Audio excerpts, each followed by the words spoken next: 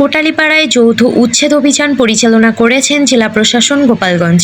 আমাদের কোটালীপাড়া প্রতিনিধি শাহ আলম মিয়া জানায়, আজ রবিবার সকাল 10টা থেকে সড়ক বিভাগ, পানি উন্নয়ন বোর্ড ও জেলা পরিষদ যৌথভাবে বিকাল পর্যন্ত পরিচালনা করেন এ অভিযান।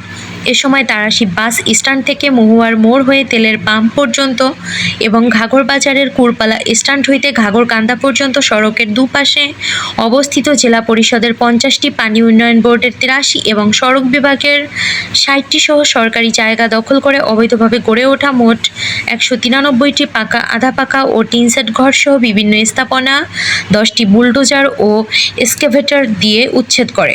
অভিযানের খবর চারদিকে ছড়িয়ে পড়লে ভিড় জমায় সহস্রাধিক উৎসুক জনতা।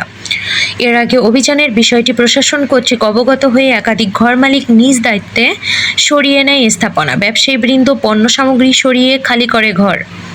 মোস্তফা গাজী, বাদশা শিকদার, ইব্রাহিম মোল্লা সহ একাধিক এলাকাবাসী ও ব্যবসায়ীবৃন্দ সাংবাদিকদের বলেন, সরকার কোনো প্রকার পুনর্বাসনের ব্যবস্থা না করেই ক্ষুদ্র ব্যবসায়ীদের উচ্ছেদ করেছে। লোন ও সুদ ব্যাচে টাকা এনে এই মানুষগুলো ছোটোখাটো ব্যবসা করে জীবন জীবিকা নির্বাহ করে আসছিল।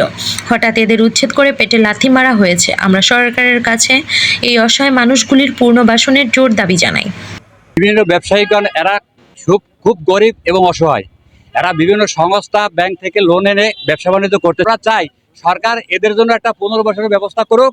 আমরা যাবো কোথায়? ক্ষুদ্র ব্যবসায়ীরা যাবে, কিন্তু 500 ফ্যামিলি ধ্বংস হয়ে যাবে। চায়ের দোকানদার, ভ্যানের গ্যারেজ, টুকটাক ব্যবসা বাণিজ্য কইরা কেউ হোটেল চালাইয়া বাঁচতেছিল। এই মানুষগুলা কোথায় যাবে?